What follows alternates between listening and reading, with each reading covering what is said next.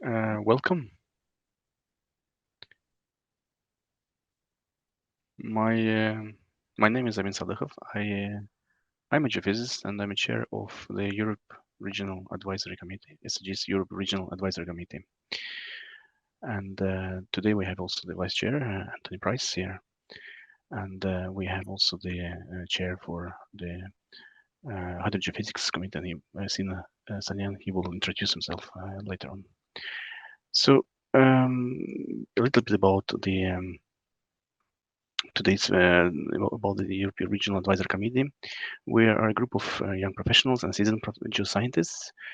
Through our work in Europe, we aim to bring attention to geoscience across Europe on a variety of topics ranging from core geophysics, geotechnical, environmental, and other core activities. We organize different various digital workshops, webinars, seminars, and they include various topics on energy transition, on outlook on core aspects of geophysics, and one of the most active one has been the net zero specialized net zero dedicated conferences. We also have our student conference student subcommittee, which organizes conferences where students gain experience into presenting their work, interacting between each other, and getting relevant experience for the future activities. So today we have first in the series of three webinars on hydrogeophysics. I'll let Sina to present the one today. Just to mention that we have the one hydrogeophysics roaming and stationary methods today, and then it will be followed up by another one in December, on the 20th of December, on hydrogeophysics, characterizing groundwater, surface water processes, and finalized by a webinar in January on the 17th, hydrogeophysics investigating static and dynamic variability. So with this, I'd like to give a word to Sina to introduce the webinar and take it further. Thank you very much, Amin, for this nice introduction. I'm Sina Sani, and I'm an assistant professor of environmental geophysics at the University of Oklahoma, United States. We at the SCG Near Surface Technical Section recently formed a subcommittee to address the hydrogeophysics problems and also kind of introduce the topic to the people that may not really know it well. This hydrogeophysics subcommittee mission is to kind of connect the research and practitioners together and try to tackle the problems that are out there by introducing new research to those who are been using it for a long time, the hydrogeophysics in general. But we are also a committee, members of committee that may have a hydrogeophysics related problem and want to kind of ask for help. So we're here to address that problem by communicating to each other. For that, we created the Slack group that we have over 50, 60 people, I think. I'm not sure how many in that Slack group. And we would love to get your input and start talking about everything hydrogeophysics related. For that, we are really lucky to collaborating with the Europe Regional Advisory Committee for the next 3 webinars to actually get the members of the Europe Regional Advisory Committee as well to kind of have a broader idea of what is going on hydrogeophysics related around the world. For that, I would invite whoever is not a part of our Slack group to join. You can email ns@scg.org to get a link to be to join that Slack group.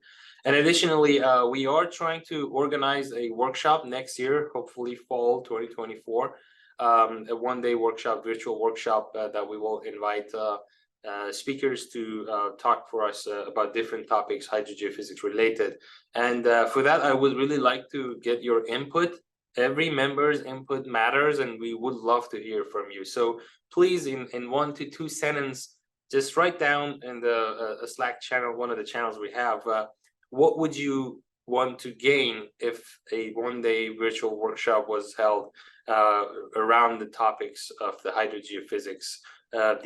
There's a lot of things. I know if it's to me, I would be research oriented, but if it's to someone who's in practice, they might not really be interested that much in the research. So we would love to get some input about everyone, and I would really like to get your ideas before I start to planning for that workshop as soon as possible. With that, I'm really happy to have Denis to talk for us today, and I will be in charge of question and answers at the end of this talk. Please make sure that you're using the Q&A box for asking questions and not the chat box. Thank you very much, Anthony. Thank you, Emin. Yes, it's a great pleasure to introduce Denis Grombacher to speak to us today about stationary and mobile methods. Denis is an assistant professor with the Hydrogeophysics group at Aarhus University in Denmark, and he received his PhD in geophysics from Stanford in 2015. His research has been focusing on the development of geophysical techniques providing rapid, high-resolution and cost-effective mapping for near-surface hydrogeological problems. He specializes also in the emerging science of nuclear magnetic resonance and transient electromagnetic technologies, including theoretical investigations of NMR and TM signals in the near-surface context, and working with efficient numerical modeling tools in addition to developing beyond state-of-the-art instrumentation. And with that, I invite Denis to take the stage and tell us the story. Thank you. Great. Thanks, Anthony, for the introduction. As Anthony said, I'm Denis Grombacher. So I'm coming from the Hydrogeophysics group, which is located at Aarhus University here in Denmark. And I'll be the first of 3 of my colleagues to give seminar series this, I think, December and January. So today's topic is going to be what I broadly or coarsely, you could say, broke down into roaming and stationary hydrogeophysical methods. When I was making the slides, I think maybe a better title would have been roaming and stationary TEM methods. So we're going to be specializing a little bit today, talking about TEM methods. But maybe first, just acknowledge some of my co-authors, Jesper Petersen, Anders Vest Christensen, who's the professor that heads the hydrogeophysics group here, Paul McLaughlin, Pardeep Mora, Rune Kraghelle. So many of my colleagues are going to be contributors or main contributors to some of the case studies that we'll talk about later. But maybe very briefly, permit me to give a little bit of an introduction about the research group that I'm coming from. So I'm part of what's called the Hydrogeophysics group at Aarhus University. So we're a relatively large research group composed of some maybe 23, I think at the moment, researchers. So we have 4 permanent faculty and then many postdocs, technicians, PhD students, as well as programmers and electrical engineers. So a broad kind of diverse skill set in the group. And so that really enables us to work in a somewhat unique matter, or somewhat unique matter, at least having many different expertises under a single roof. So we like to say that we work along the entire data chain. So we have specialties in developing instrumentation. So we're building or modifying some of the instrumentation that we're working with. We're involved in modifying data acquisition protocols to better suit some of the tasks at hand. We're also doing a lot of field work, also a lot of numerical developments, be it signal processing, modeling, inversion algorithm development. That's something else that goes along in the group. And then also working in very applied ways in many projects. So a lot of the motivation behind much of the development that we're doing usually stems from a particular problem. So be it nitrate retention mapping at the Danish scale, that drives a lot of very shallow oriented developments. So that kind of tends to be the framework that our group is working. And it creates a very nice setting in that you have people involved in the modeling that can ask questions of the instrumentation development crew. Field guys can inform and design somehow the instrumentation development, these kinds of things. So it's a very kind of dynamic environment to have everyone under one roof. But enough about me and the group. Why we're all here today is to talk about roaming and stationary methods, or TEM methods. So just a brief outline of what I'm going to talk about today. So we'll start with a little bit of motivation. I think maybe I'm kind of preaching to the choir here, but I'll try to give a little bit of a pitch about the value that these systems that we're going to talk about can bring more broadly to the water sector. And then we'll start to zero in. We'll talk a little bit about transient electromagnetics. I'll give a little bit of a background on how these systems are working. I know many of us are working with different methodologies, so a little bit of a refresher is never a bad thing. And then I'll differentiate into what I call mobile platforms versus stationary platforms. And my goal is to convince you of the benefits and maybe shortcomings of each and how they might work together ultimately to bring a more comprehensive picture. And then once we're familiar with the benefits of both, I'll try to talk more specifically about some case studies. So I've brought with me a Danish example, and then we'll also touch on some work from Kenya as well as Ethiopia, and then I'll conclude with a few key takeaways. But briefly, the motivation. So generally, the way that I try to pitch or explain what we're doing is I try to draw an analogy with the medical industry, where the CT scan or MRI technicians, their goals are to produce some kind of high resolution image non-invasively, some kind of data that better informs a doctor's diagnosis or better informs a surgeon's behavior pre-surgery. So I view our role as hydrogeophysicists more broadly in the water sector as somehow being analogous to this. You could say that we're kind of very broadly working with geoscanners, regardless of what the technology may be, seismics, electrical, electromagnetic methods. But somehow at the core of what we're doing is always to produce an image of the subsurface that allows us to better inform some process or some spatial structures at depth. So can we give an image or give some kind of a data set to our hydrogeologist partners, hydrologists, whoever that partner might be, so that they can make a better decision at the end of the day? Because if you can produce these kinds of high resolutions or high resolution images, you can give valuable insights to a broad range of different near surface topics, be it geological processes, hydrological processes, ecological processes. All of it stands to potentially benefit from a more complete characterization of that top 100 to 200 meters of the subsurface. So just an example of some of the settings or applications that I'm sure many of us are working with. Certainly it's problems that we've worked in the past here in the group. So trying to better map key geological structures at depth that define or control, I should say, the storage and migration of water at depth. So trying to constrain things such as what is the depth to an aquifer, what is its thickness, lateral extent, geometry, what is the depth or spatial geometry of key barriers to flow, things like clay layers, bedrock interfaces. All of these things you can get from these kinds of images. And then you can use this kind of information to help better manage groundwater resources, map groundwater resources, various geotechnical applications for raw materials mapping. In Denmark, that means generally trying to find sands and gravels. Maybe more globally, you could call that mining prospecting, or even more local point source pollution. So being able to constrain somehow the contaminant flow pathways is also something where these geophysical tools can bring a lot of value. But underneath all of this, if you had to make a list of what are some key kind of ideal qualities of these imaging tools, we're generally talking about systems that we want to be high resolution. We want them to give big aerial coverage. And by aerial here, I don't mean that they have to be airborne. I mean that they give very dense map view imaging. And then ideally, they're also fast and cost effective. Of course, many of us have to sell these tools to clients. We should be able to map quick, and we should be able to do it at an attractive cost to a client.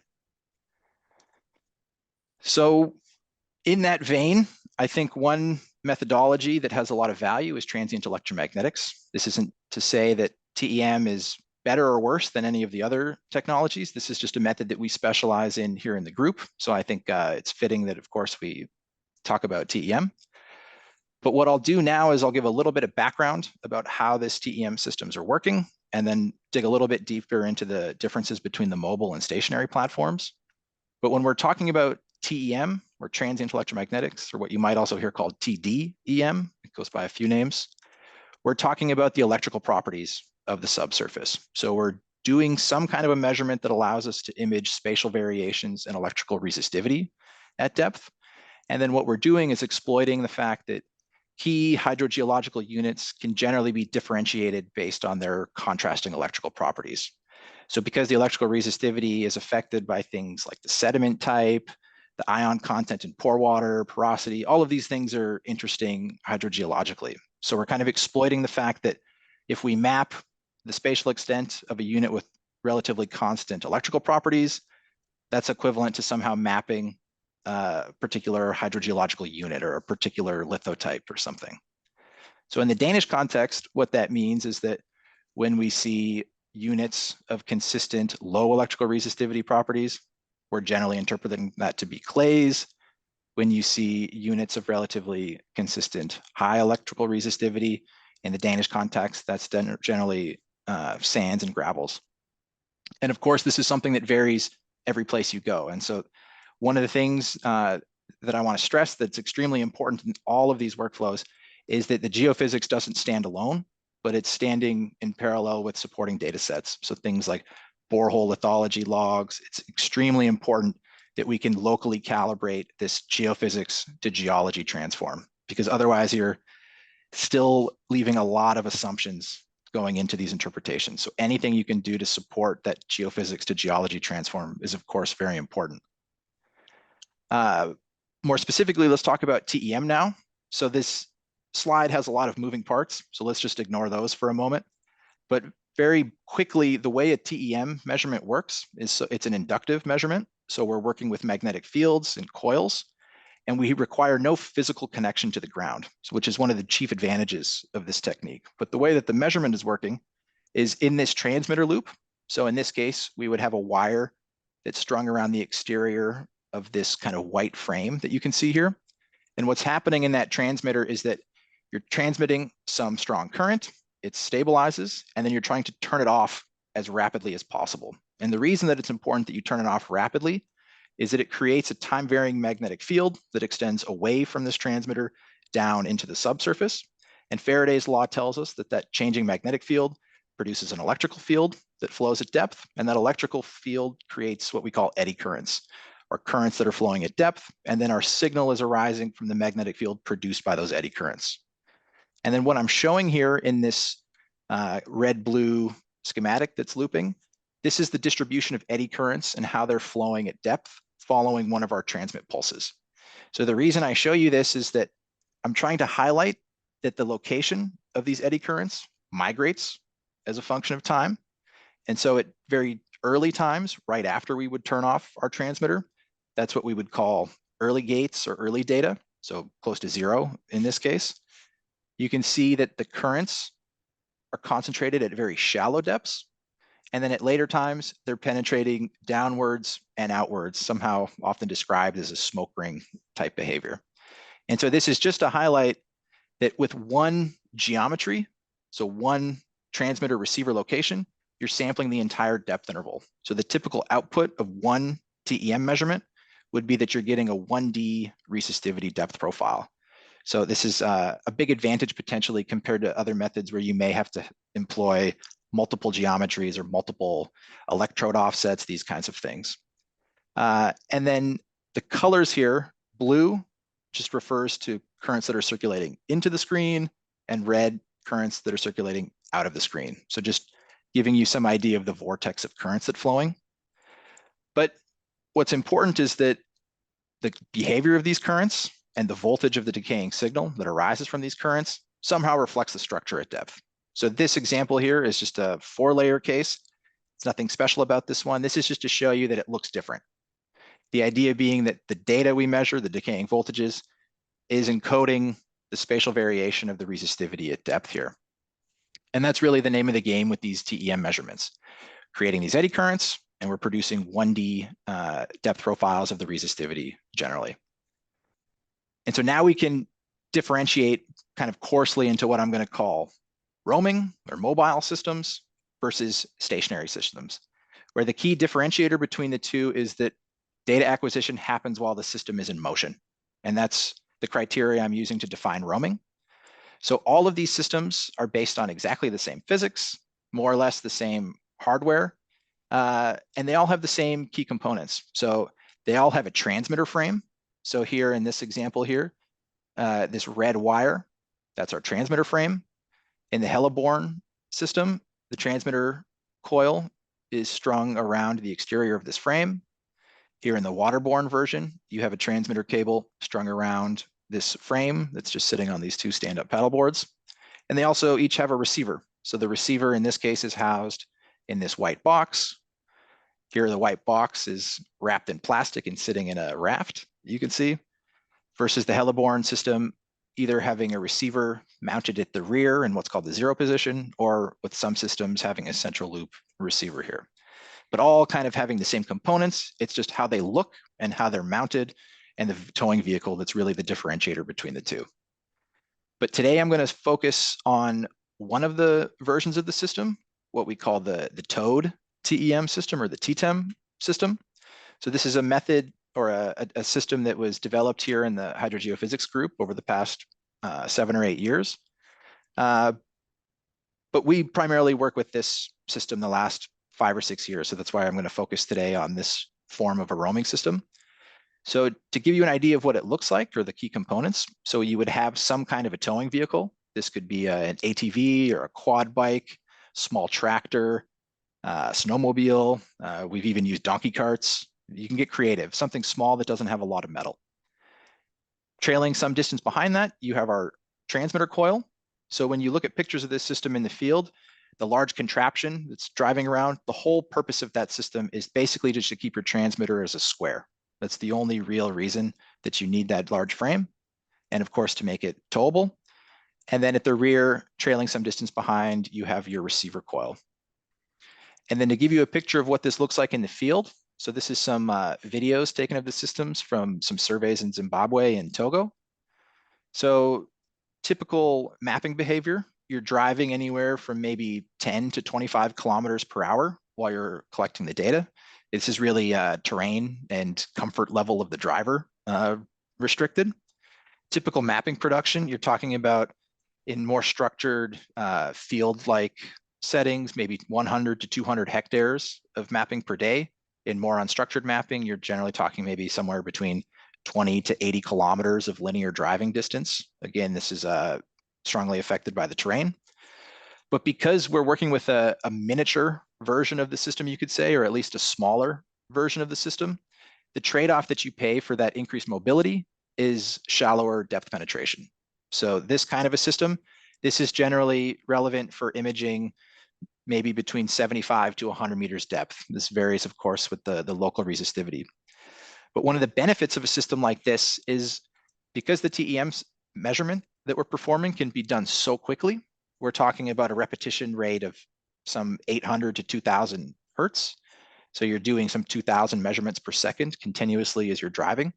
You can produce a high quality signal quite rapidly. And so what that means is that as you're driving, you're producing every maybe 3 to 5 meters, a 1D estimate of what the resistivity structures underneath you are. So with a very silly looking cartoon, this is effectively what you're doing as you're driving in the field.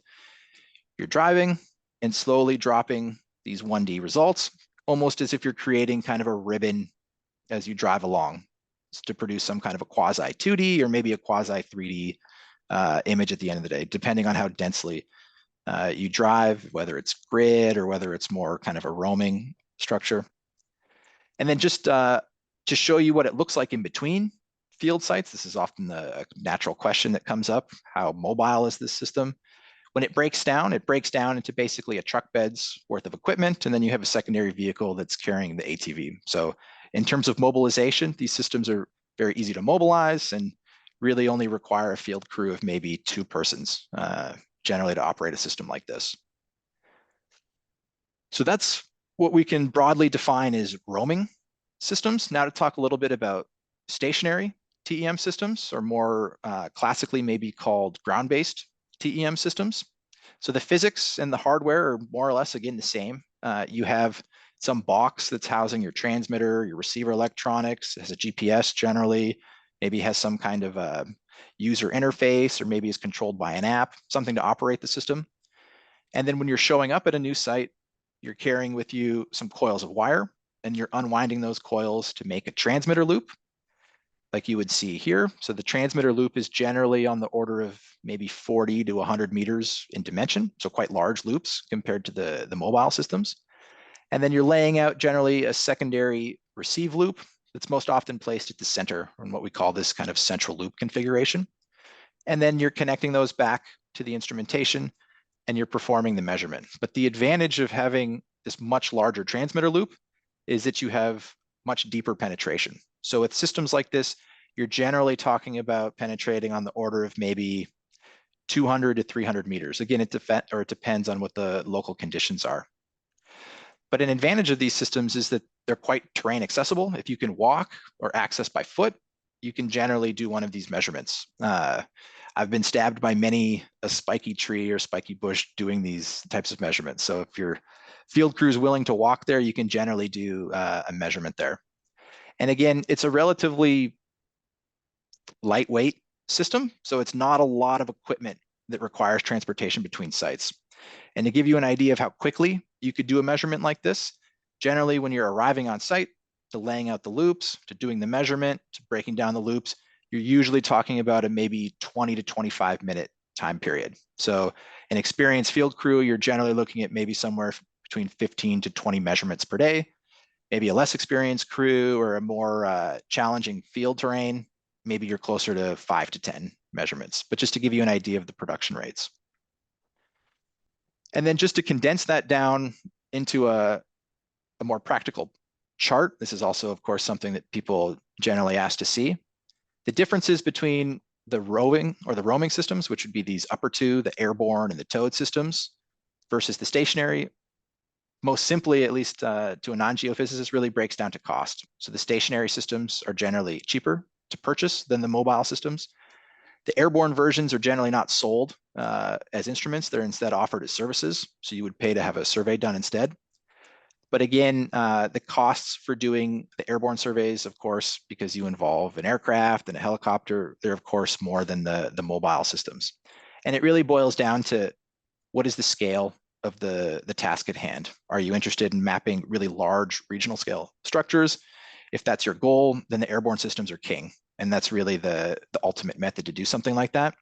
If you're focused on more local systems where you perhaps need much denser data collection and much higher resolution in the top maybe 75 to 100 meters, towed systems can be the correct solution in those cases. Or maybe you're working with project budgets that don't support renting a helicopter.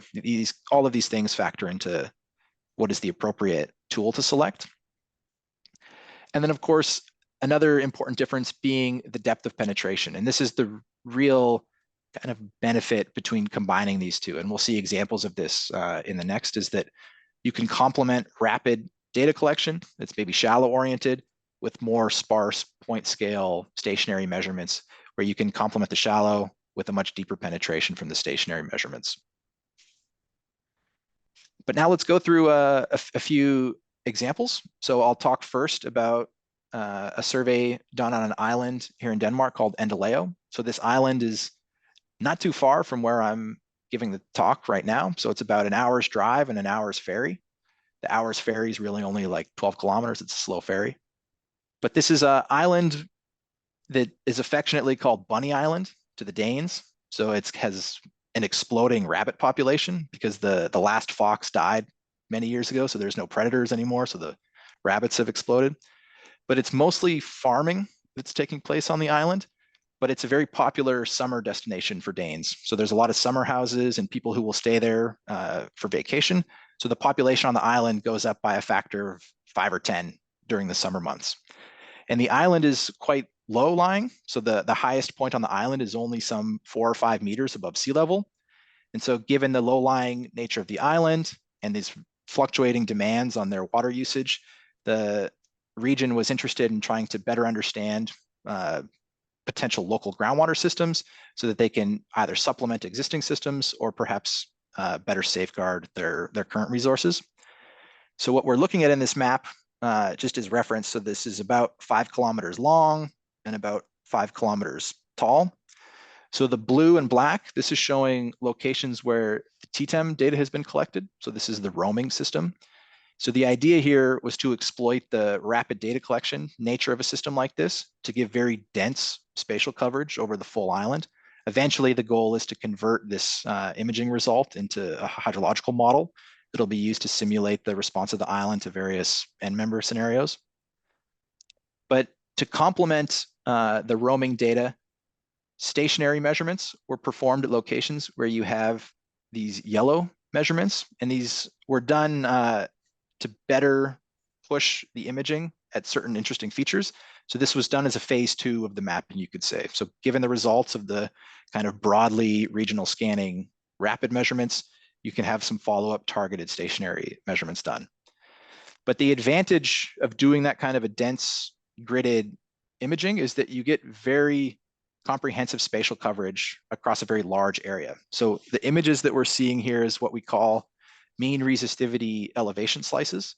So this is basically taking the average resistivity value at each point between a 0 and 10 meter elevation level, and then slicing that constant elevation and then plotting up in map view. So these kinds of images are really useful in terms of delineating the lateral extent and continuity of various units. So as we go down a little bit deeper, so here we're looking at some 20 to 30 meters depth, you can immediately see that there's a few structures that really pop.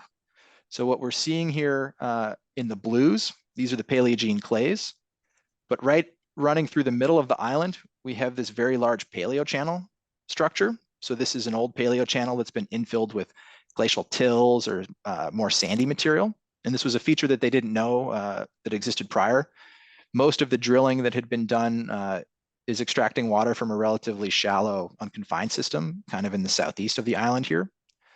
And then there was also another channel feature identified on the eastern edge of the island, also a structure that they didn't know existed beforehand. But what's interesting about this feature is that it's quite large. So it's about a kilometer and a half wide.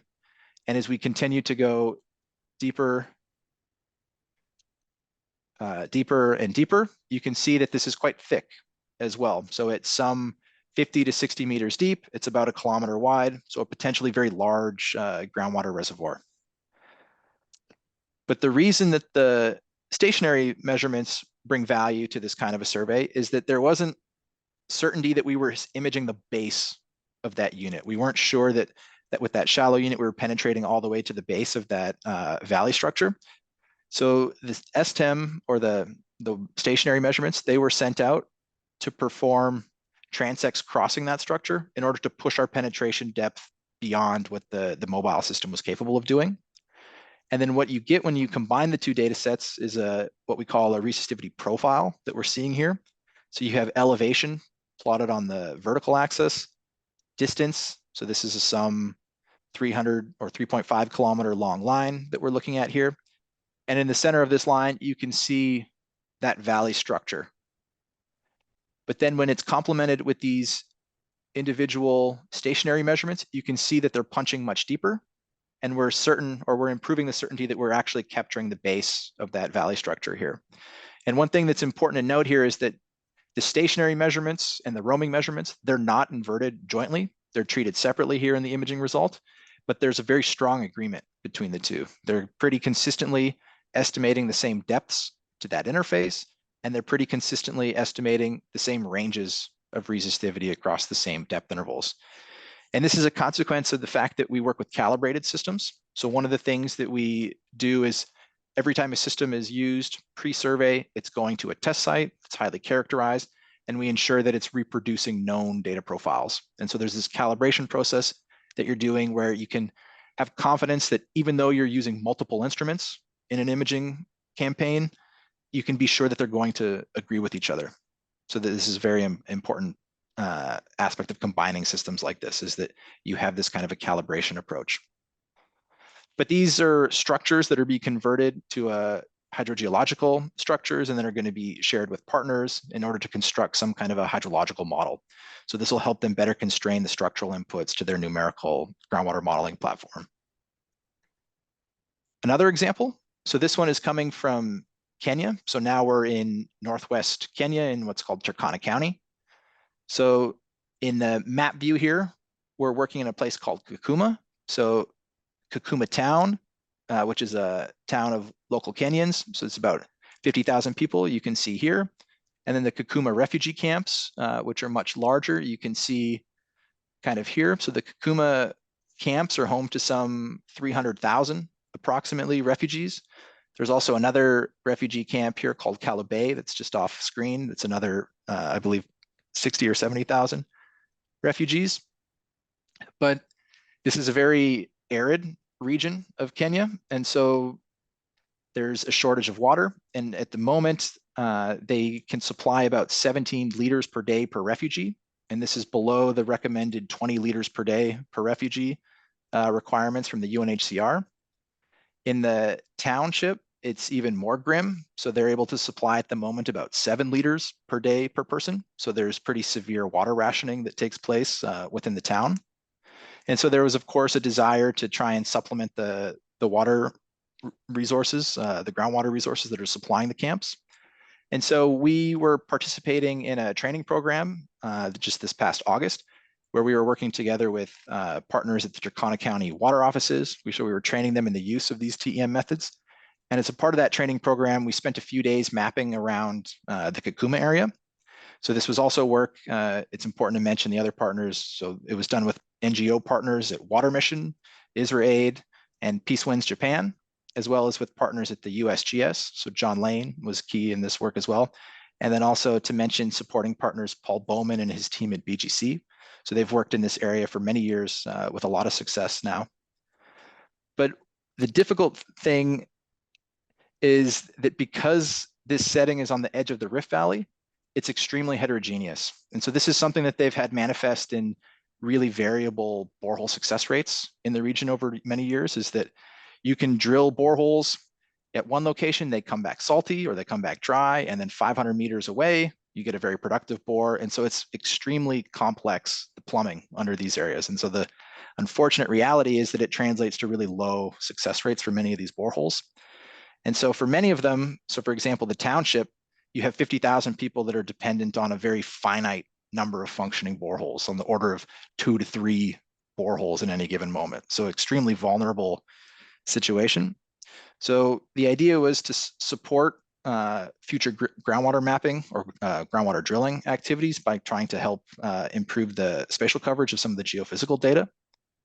So in the 2.5 days of mapping, and so this mapping was led by the student partners or the partners that were just receiving training for the first time. And I just bring that up to highlight that these systems are not that complicated to use in the field. You can take someone on the order of several days to a week of training, and they're more than capable of operating the stationary systems, slightly more training, and they're more than capable of operating the towed system. We've had a lot of success training even non-geophysicist partners to operate these systems. So really anyone that's technically adept in the field is more than capable of operating a system like this. But to give you some of the results, so here we're looking at a line that runs for some maybe 4 kilometers south of the refugee camp here. And so we're seeing here is this resistivity profile, again, on the vertical axis elevation, on the x-axis distance along that driving profile. And the immediate reaction, or at least our reaction, was that it was very heterogeneous. So you can see a lot of varying structures. You have relatively large resistive bodies that end abruptly, conductive anomalies nearby, very shallow, very conductive anomalies, very resistive structures. And so in this image here at the center, you can see the contribution of a single STEM measurement where it's able to punch significantly deeper than the penetration of this roaming system. So here a good example of how the complementary, deeper looking nature of this stationary measurement can really still bring a lot of value to the much more dense roaming system. But because of the heterogeneity, it's of course difficult to make recommendations without any kind of geophysics beforehand. But with the geophysics imaging, we can identify resistive bodies that are likely to be either alluvial deposits or perhaps some more water-bearing hard rock. So some sandstones are common productive units in these areas. Or potentially they're consistent with low-yielding igneous intrusions that are also present in the area. So this is Also highlighting one of the challenges that we have when we're working in new settings where it's not obvious or it's not always straightforward to translate from the geophysics to the geology. This is really where we need these kind of local borehole controls when we're interpreting the data. Another example here based only on the stationary measurements. So where you're performing some 15 or 20 measurements along a long transect, and you can stitch them together to still try to image some 2D character, despite the fact that you're doing these slower stationary measurements. You, of course, don't have the lateral resolution and the continuity along the entire profile. But even in these kind of complicated settings, you can still image the larger structures and map their continuity, their changing thickness, their lateral extents, all of these kinds of things. So here we're lucky to have a borehole with a log. So we can see that this shallow resistor is imaged here to be the alluvial deposits. So potentially the alluvial deposits extending away, and we're imaging a potentially thick sediment package. So maybe a good groundwater target here. Underneath, where we get into the more conductive units, that's being reported as these clay stones, silt stones. So maybe we're seeing a lower cap where it's potentially a impermeable barrier, or maybe getting into a transition where you have more elevated brines in the groundwaters if it's saturated.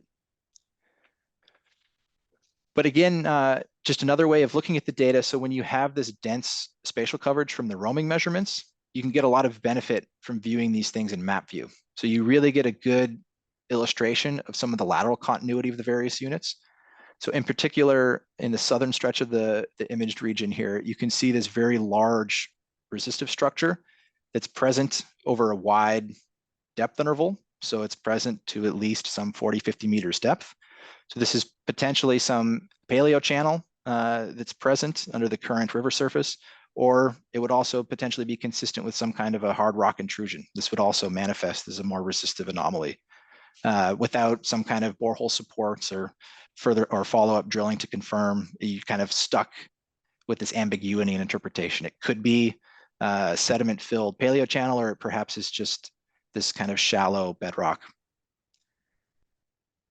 But with images like this, we're making recommendations, we're sharing the results, and this kind of truncated survey where we're really only mapping for several days is really informing the next survey.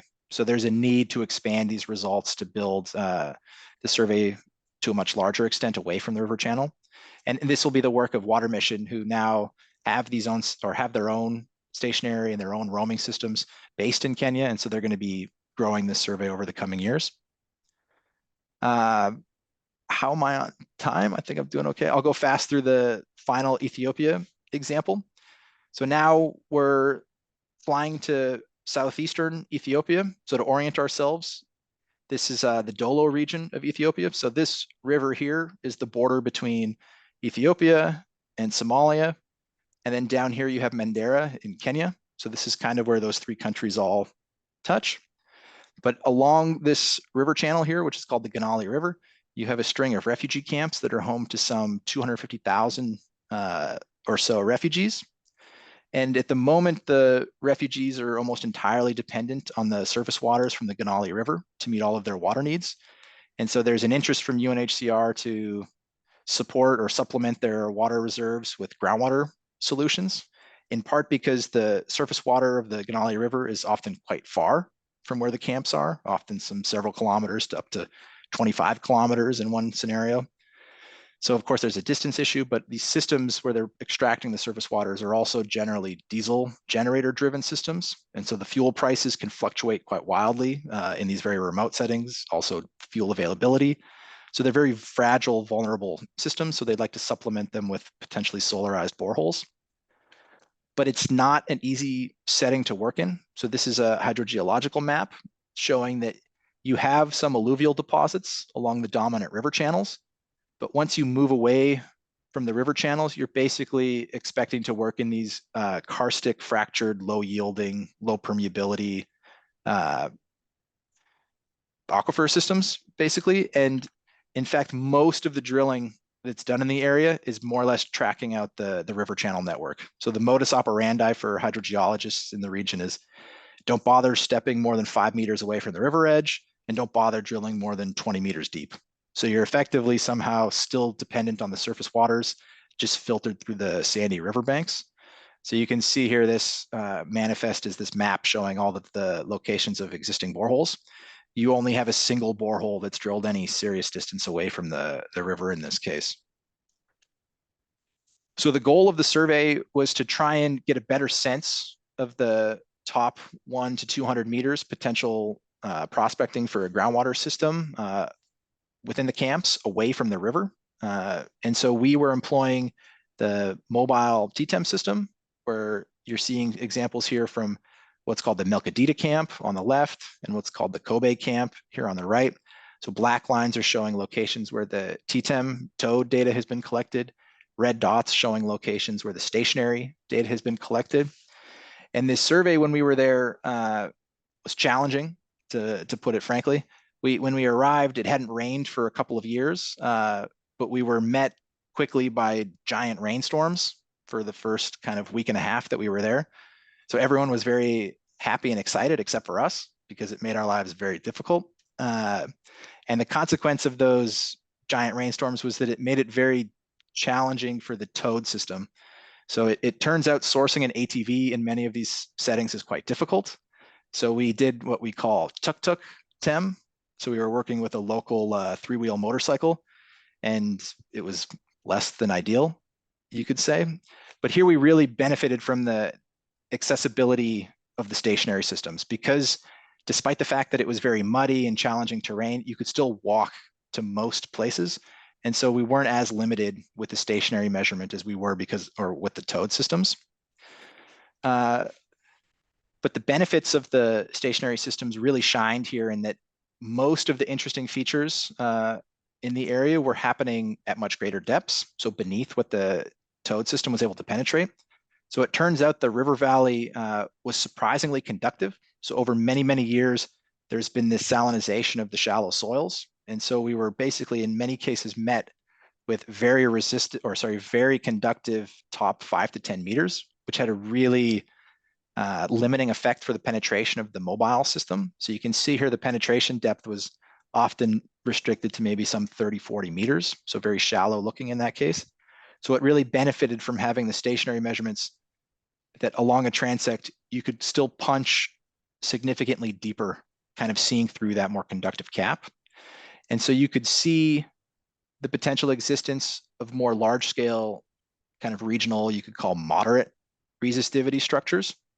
And then what you can do is that when you have spatial data that's still able to cover a quite large area, if you image the presence of that consistent unit in many of the individual soundings, you can produce maps like this where you're imaging, say, the depth to that moderate resistivity zone.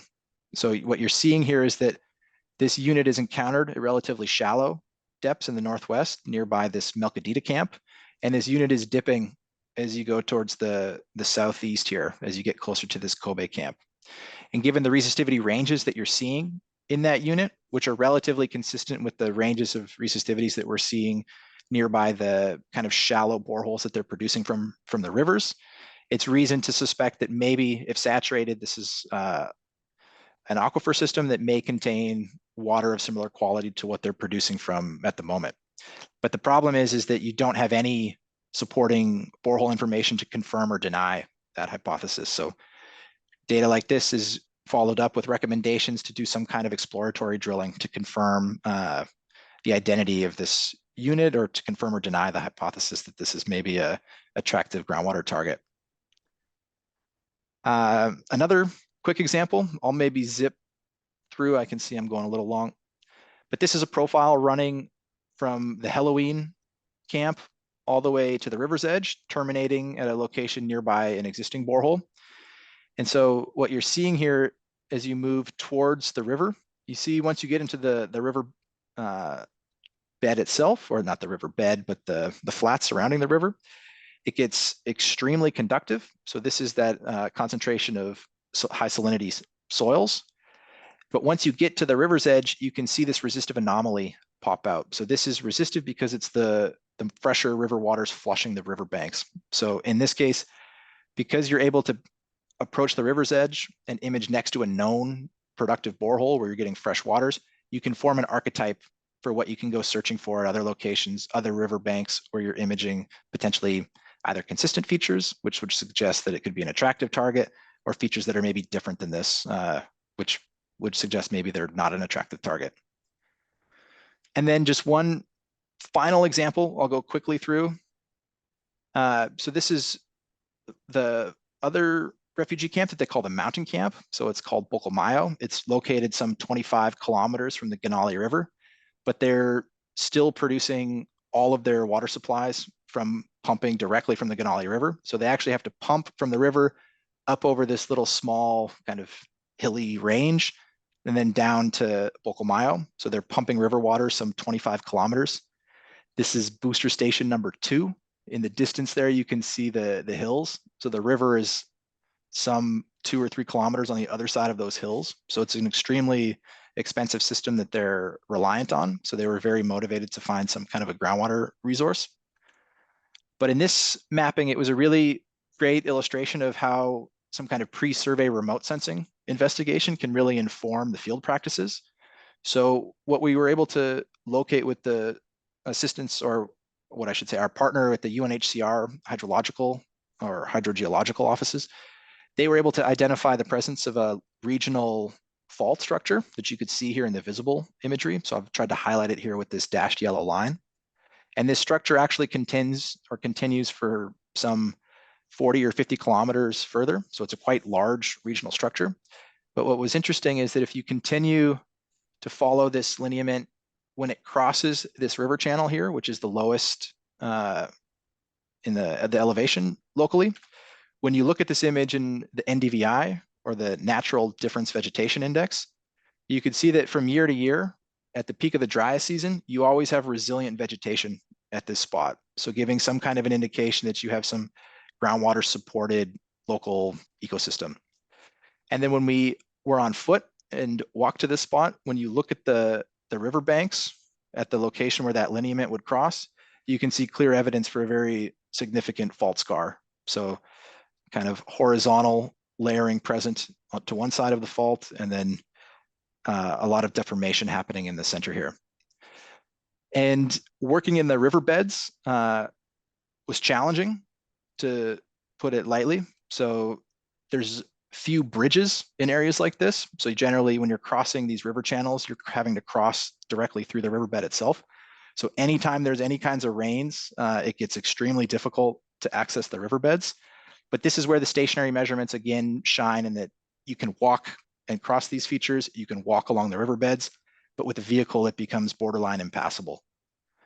So we're able to still, despite the conditions, collect a transect using the stationary TEM systems, which is what we're seeing down here.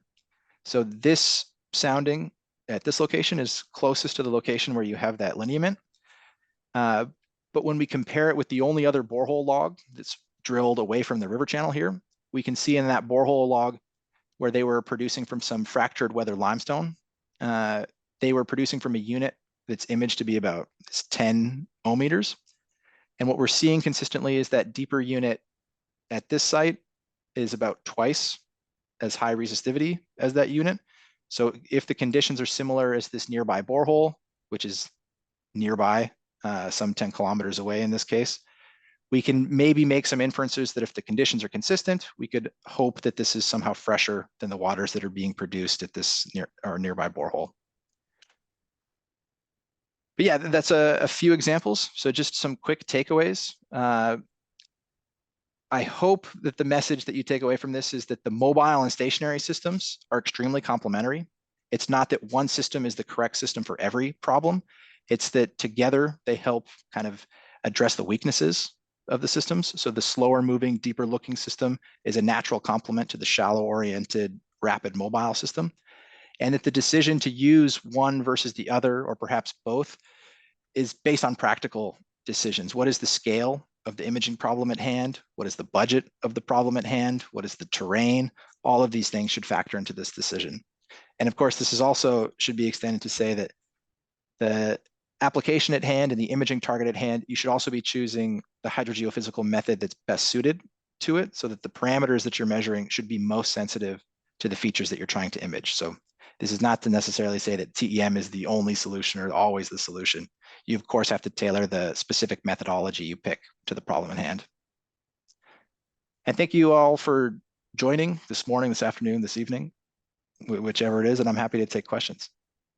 Thank you very much, Dennis. It was a great talk. I think Anthony is gonna take care of the questions and answers. And if you just have any questions, please type them in the Q&A. Thank you, Dennis, for a very interesting discussion and presentation with some wonderful examples. So with that, I'll leap straight into the questions. One of the first we had in was from Andre Puchin, I guess it is, asking how far away should one be from a power line with a towed system to avoid interference? Yeah, this is an excellent question. So our experience has been that on the order of maybe 50 meters, you're generally okay. It of course reflects the size of the power line. That number might be different if it's a high voltage power line versus some kind of regional line.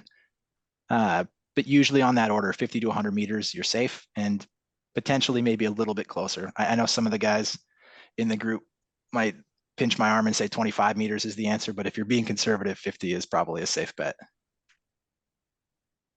An additional question, if I may, as well. Would it not depend on the measurement frequencies or which gates you're looking at as well, or the base frequency of the on-off transmitter? So the repetition, I think, is generally chosen based on canceling power line noise that's inductively coupling into the system. So normally when we talk about these coupling effects, we're more concerned about kind of signals that are flowing in the power lines or in the fences that are a consequence of our transmitter. So we induce currents that flow on the ground, but we are also very good at making currents flow in any other conductor nearby. So normally when we're talking about power line distances, that's the type of noise source that we're worried with. The repetition frequency is more focused on kind of a convenient stacking approach to cancel the known oscillating 50 hertz signal or 60 hertz signal. So that's more how that gets approached, is the inductive is related to the stacking or the repetition. Thank you, Dennis. I hope that answers the question. The next question is from Abebe Aredo, I think it is. He's asking if in a stationary system, you indicated that the lateral resolution is around 200 meters. Can you explain this? And does that mean that a borehole location based on this kind of data might shift for this amount for positioning in XY? Yeah, so the reason I gave that number of lateral resolution of 200 meters is that normally when you're doing those kinds of transects with a stationary system, you wouldn't bother doing it much closer than that. And the reason for that is that we have what we call where's the camera? We have a footprint. So when we're doing the measurement, the volume of the earth that we're sampling is actually quite large. So even though you have a result that you're putting at this GPS location, the data that we've measured there reflects a much larger region surrounding that location. And when you're at the deepest depth, so that 150, 200 meters depth, we're informed by some region that's maybe plus or minus 200 to 300 meters in either direction. So that's really the defining factor on why we don't bother to map much denser than that, because you'd have a lot of spatial overlap in the neighboring measurements. But in terms of putting borehole recommendations exactly on the points, we always, or our approach, which may not be everyone's approach, but we put some kind of a buffer zone. And the reason for that is that it's not truly a 1D individual sensitivity we have, but we have some kind of a finite volume of influence. So we kind of assume in these images that we're mapping laterally extensive units. And so we have some kind of a buffer that we're generally accepting. Fair enough. There's another question actually from Abebe, related more to the depth of investigation. He's asking if it's possible to increase that depth of penetration in a stationary method above about 250 meters. So the approach to push that number bigger is to work with larger transmitters and larger currents. And there are systems that are designed with bigger transmitters in mind. So you can have 100-meter loops. You can have high power systems. I know there are some commercial systems that steer in that direction. Airborne systems also see much deeper. So there are ways to do it, but it also caps at some point. We can't just unfortunately get bigger, bigger, bigger, higher, higher, higher. And usually the deeper end for these kinds of TEM systems, you're talking maybe on the order of 500 meters in favorable conditions with the biggest of transmitters. In Antarctica, where we were working on glaciers, where we had the perfect scenario of 600 meters of ice above an extremely conductive brine, there we could see very deep, but it's not always that case. It of course reflects local conditions. Limitations. The next question is from Max Halkajaya, asking, why do the airborne electromagnetic systems see deeper? I guess you've partially answered that question already, than a single stationary TEM system at 200, 250. Yeah, it's generally a consequence that they transmit larger currents. So I think many of the commercial airborne systems are transmitting on the order of maybe 110 to 250 amps around many turns, whereas the single site stationary TEM systems are usually, I think, transmitting on the order of maybe 10 amps, so much lower currents, and that usually kind of manifests not necessarily lower, but maybe you could put those on similar. The airborne systems also, they have different options, so they'll tailor themselves shallower, deeper, kind of, they also have flexibility. Power means more signal to noise and better penetration. There's a question from Paras Pujari here asking, how effective is the transient electromagnetic method in hard rock settings? Yeah, so there's been a lot of work done in hard rock settings, so particularly in Norway, also in India, mapping fractured aquifer systems. But the challenge you face with these TEM systems in hard rock settings is that hard rock generally means high resistivity, which in TEM means low signals. So you end up working with lower amplitude signals generally, so the data quality is somewhat reduced. And as a consequence, you sometimes can see much shallower, even though you have very resistive settings. So they're suitable, but it's not the easiest setting to work with a TEM system, I would say. But where you can have some advantages in a hard rock setting is that if you have heavily fractured or heavily saturated areas, that saturation can lead to a contrast compared to the highly resistive bedrock. And so in certain cases that can pop in an image like that, where you would pick out a saturated zone as a low resistivity anomaly. We have another question from Abebe Aredo asking, how is the sensitivity of the instrument or the method you were talking about today to the top clay layer effects in terms of extent and thickness? Yeah, so in our case where we had the very conductive cover, so it's greatly limiting in terms of how deep the penetration you get, because you can imagine that as you traverse through the clays, your signal is attenuating, or the fields are attenuating significantly. So they can sometimes mask what's lying underneath. And so you can have somehow a bit of a shielding effect in certain cases where it makes it more difficult to penetrate beneath one of those more conductive layers.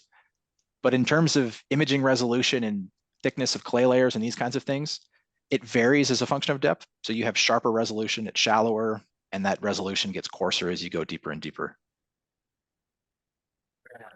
You saw an example of that in one of your first sections that you showed, where there was more conductive material and thus the depth of investigation was narrowed.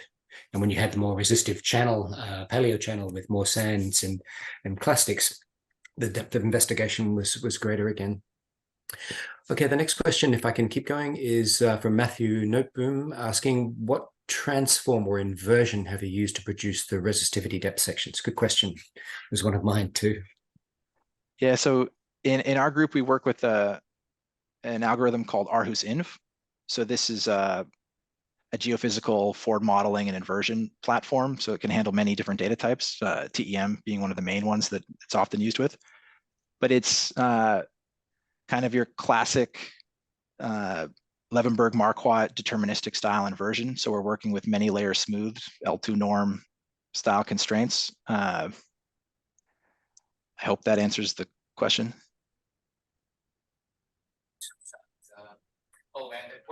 Here, I'll reiterate now before we lose too many people due to the time. If anyone wishes to continue the discussion or ask more detailed questions, there's the Slack channel that Senna mentioned at the beginning too, if you'd like to take things a bit further. With that, I'll keep going with the questions, if I may, Dennis. If you're still up for them, there's quite a few still here. Sure. There's a question from Laureen Ochieng asking, for the airborne surveys, what is the suitable height above the ground for the airborne survey equipment? Is it affected by buildings and dense vegetation cover? I believe the typical recommendation to the pilots is that they fly on the order of maybe 40 to 50 meters above the ground. That's the system being 40 to 50 meters altitude. If you fly higher, your signal amplitude is decreased and your resolution is reduced as a result. But it's also, of course, affected by the comfort of the pilot. The pilot flies, first of all, what is safest. In terms of building and dense vegetation covers, buildings, I think most places have restrictions about aircraft flying directly over buildings. So normally that has an influence in survey design. So the surveys are steered away from a lot of infrastructure. It also degrades the data generally because of couplings and things. But dense vegetation cover, that's really one of the benefits of the airborne systems, is that if terrain is difficult to access, it's generally easier by air. So you can cover a lot of terrain. Where it gets difficult working in heavily vegetated areas is it becomes more difficult to define what the altitude of the sensor is, because the LiDAR sensors on the frame are estimating distance between transmitter frame and reflection, and that can be the top of the canopy. So that's where you can have some difficulty, because we're not interested in the top of canopy, we're interested in the top of the ground surface. So you can have some challenges related to that, but there are ways of dealing with those kinds of altitude questions. That's a problem. The next question we have here is from Mohammed El Shalkani, I guess, saying great presentation, but he has two questions. First one being, for the stationary system, you said that the depth of penetration is between 200 and 250 meters. What are the system parameters if we have a 10 by 10 meter transmitter loop? I guess that's bigger than what you had. And can we put the receiver inside it? And does the depth of penetration depend on the transmitter loop dimensions? I would guess yes. It's two questions, it's like 5 questions, but well, that was only the first question. That's fine. So the system parameters for the one that I had discussed, so that was a 40 by 40 meter transmitter with a 3 by 3 meter 2-turn receiver loop that was transmitting 10 amps. For a 10 by 10 meter transmitter loop, I'm not sure the answer if you can place the RX inside of it. I think the question you generally would have to answer is if there's significant coupling between the transmitter and the receiver. I know they like to keep those things somewhat separated generally, is because one can have an influence on the other. But does the penetration depth depend on the transmitter loop? Most certainly. So larger loops mean you have a larger transmitter moment, which means that you have a larger signal amplitude. So the signal amplitude scales linearly with the transmitter moment. And then the second question, is there borehole validation? So there are many boreholes that they've drilled, and we're hoping in the coming weeks to work with the partners to get access to all of the relevant drilling logs. But we haven't been able to compare that profile against a lithology log yet, but we hope to. The next question is from Yunus Khan Kurban, asking, we would first like to thank everyone who contributed, but asking about your receiver coil in the mobile system. It looked quite thick, being trailed behind, I guess. Is this to increase the receiver bandwidth by reducing the impedance of the coil winding? That's exactly right. So the goal with the receiver is to strike this balance between a significant receiver area or moment and as low self-capacitance as possible, which is the same as saying as high a bandwidth as possible.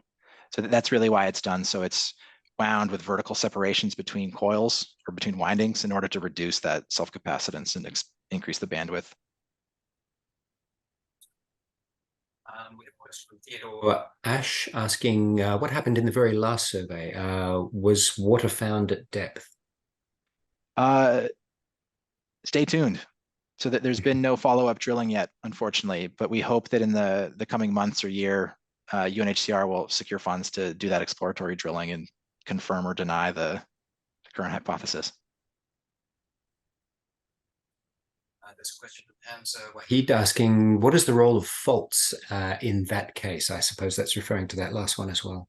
Yeah, so in those kinds of hard rock settings, the advantage of finding a fault structure like that is that it's potentially a high permeability conduit. So if there is water flowing in that fault, it's an area where you may get high yields, or there's potential for water storage in an otherwise kind of low porosity environment. So that's kind of why we had targeted that fault structure. We have a question from James Mika asking, well, saying that you described how lateral resolution varies between the different platforms, asking, can you summarize the difference in vertical resolutions between the platforms? Yeah, so the TTEM system has the sharpest shallow resolution. So that's actually why the system was designed in that way. So you kind of end up with competing interests. So you either have good shallow resolution or you have deep penetration.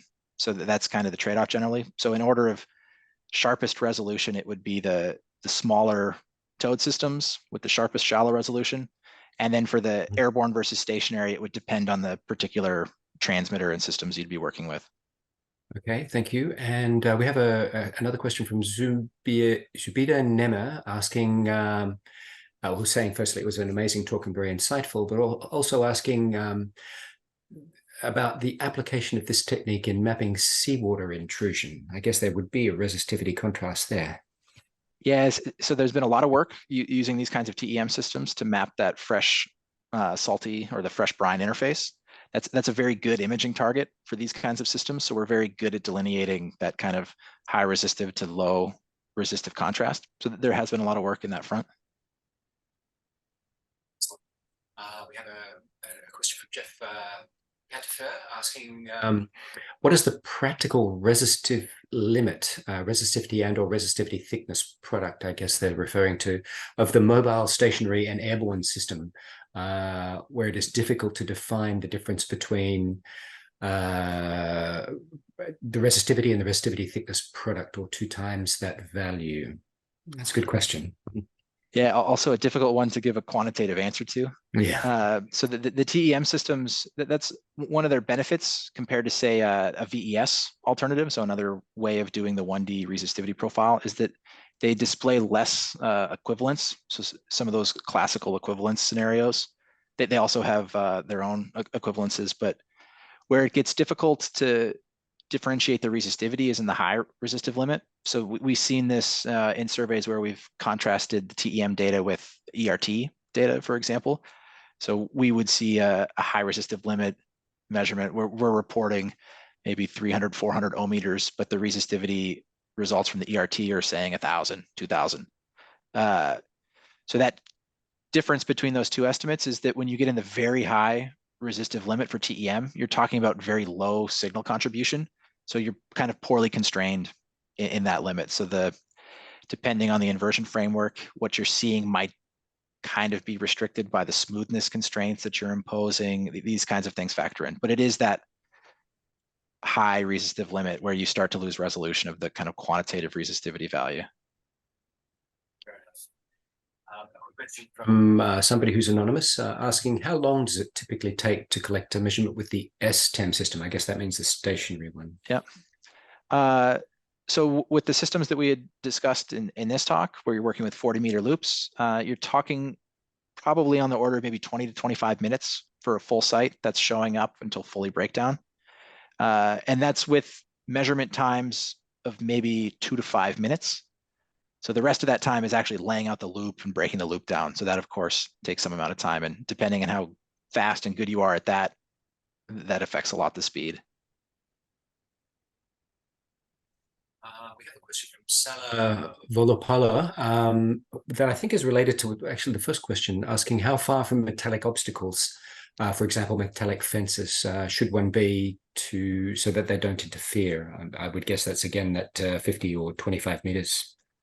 Yeah, so that's kind of the rule of thumb we recommend often with the towed systems. But when you work with the larger transmitter moment systems, like the stationary systems or airborne, that distance can increase. So it really reflects the strength of your transmitter. A big transmitter is better at inducing couplings and objects, so you have to be further away. So there you're maybe talking 100 to 200 meters, something like that. Fair enough. There's a question from Yunus Khan Koban asking, well, making a statement first, saying turning off the transmitter current as quickly as possible is very important to receive data in the early time windows. But does the switching speed also affect the amplitude of the magnetic field created? I would guess it does, but I'd be interested to see what you say. Yeah, so the way I think anyway about the shape of the turnoff is that it's somehow defining the frequency content of the signal that's produced. So a very fast turnoff produces a lot of high frequency content, and that translates to generally larger amplitude signals at the earliest times. But that's the way to think of it, is that it's somehow shaping the frequency content of the subsequent signal that we're measuring. So measuring that turnoff shape is very important to doing accurate modeling. So you have to actually predict, or not predict, but include in the modeling what that shape is in order to weight appropriately the frequency contributions from different bands. Fair enough. I guess the faster you switch, the bigger bandwidth you'd get, but it's also contrarily difficult to turn things off infinitely quickly. Yeah. We have a question from Musa Odregado asking, can he get in touch with you for an implementation here in Ivory Coast? Certainly. Google my name and send me an email and we can set up a follow-up meeting. Yes, and in the invitation on the SCG website is also some contact information, I believe. Great. There's a question from Jeff Pettifer again, asking about the practical. Hang on, that one's already been asked. My mistake. Okay, from another anonymous questioner. With the model of the T-TEM current propagation at the beginning of the presentation, I guess that animation you had with the smoke ring, it didn't look like current was being induced in the deeper 100 ohm layer. Would this layer not be imaged in the inversion because it is no signal? Following from that, could TEM be used for air-filled void mapping? That's a good question. Yeah, you've got a very sharp eye, anonymous attendee. So that's a consequence of that image kind of having a saturated color scale. So the currents that circulate in the more conductive unit are significantly higher amplitude. And so that image that's showing the red to transparent to blue, it kind of is muting the signals that are flowing in those higher resistive zones. So there are still currents flowing in there, but they're just relatively smaller than the more conductive zones. So the consequence in that animation is that they appear not to be flowing. So as an extension of that question, but in void spaces, say tunnels, if you're looking for old coal mine tunnels, for example, that are near the surface and pose a geotechnical risk, I guess you could still image them because you'd be imaging the conductors around them, the relative conductors, as opposed to the resistive airspace. In theory, yes, but in practice, that's probably a very difficult imaging target. Yeah, people may have done things like that, but I'm not super familiar. I think the void detection literature I'm not completely up to date on. Yeah, fair enough. Like you have to induce that secondary, induce that current to get the secondary magnetic field. And if there's no current, then there's no field. Fair enough. Okay, so there's another question from Yunus Koban asking about the device you used in the receiver recording. Is it continuously recording current? They'd noticed that the prototypes, some people have developed the transmitter current change as a result of MOSFETs heating up, and that this had a great impact on the recorded signal. How did you choose to overcome that problem with given a certain temperature? It goes on with a few more details, but I think that's enough of a question to get started. Yeah, this is a very important technical thing that you're touching on here, Yunus. So it's extremely important in the system that you keep a constant current from pulse to pulse. And so the way that that's done in these systems is either through active cooling. So the bed is, or the heating plane where the MOSFETs are mounted are either basically allowed to operate at an elevated temperature above ambient, and then there's cooling activity that try to regulate that temperature so they stay constant. It's, in theory, you could do the normalization by the current amplitude, but in practice, what we've found is that the current waveform or the turnoff characteristics somehow vary as a function of the peak current. So there's a little bit of difference that you kind of, maybe you're neglecting if you only normalize by the peak current value. And then in some of the other systems where they don't have the active cooling, there's a regulation, kind of a feedback loop where they're trying to very actively maintain that constant voltage. But the subtleties of that implementation, I'm not privy to. That's the other guys in the group that design those things. Imagine, especially with varying environmental temperatures as you acquire. Okay, another question from Eunice as well, asking about one or more of these devices and the calibration the receiver coils and the electronic circuits receive in the laboratory, but I guess also in the field, where it would be very easy to induce differences with different coil windings or amplifier electronics. So I guess this is a calibration question and how you handled those variances. And there will be differences in every system. So the way that's dealt with is that when we calibrate a receiver transmitter pair. So we put them together. So the calibration, somehow calibrating with one receiver and then using a different receiver won't always ensure that calibration is exactly correct. So we generally will calibrate a receiver transmitter pair. And then the calibration procedure basically involves kind of sub-microsecond delays or forward shifts in the timing, as well as kind of a small sub 1 to 2% amplitude scaling for the measured signals. And so that's kind of what the calibration process involves. But if you're interested, there are papers, I believe, discussing the calibration process. So there's the author of that is named Nikolai Fogg, Foged. That was part of his PhD here many years ago. Thank you, Dennis. Thanks for hanging in with us with all these questions, but I think there's a great amount of interest in your presentation. We've got 3 more to go, and then we're done, I think. No worries. We've got a question from Arto Julkinen asking, in these cases that you presented where the resistivity sounding or resistivity imaging could, is there cases, where resistivity sounding or resistivity imaging could be done using TEM, time domain electromagnetics? I guess these are all time domain electromagnetics examples, aren't they? Yeah, they are. So, okay. Yes. Well, let me ask a contrary question to that then. Is there a reason why you've focused on time domain electromagnetics here for these applications rather than some of the frequency domain techniques?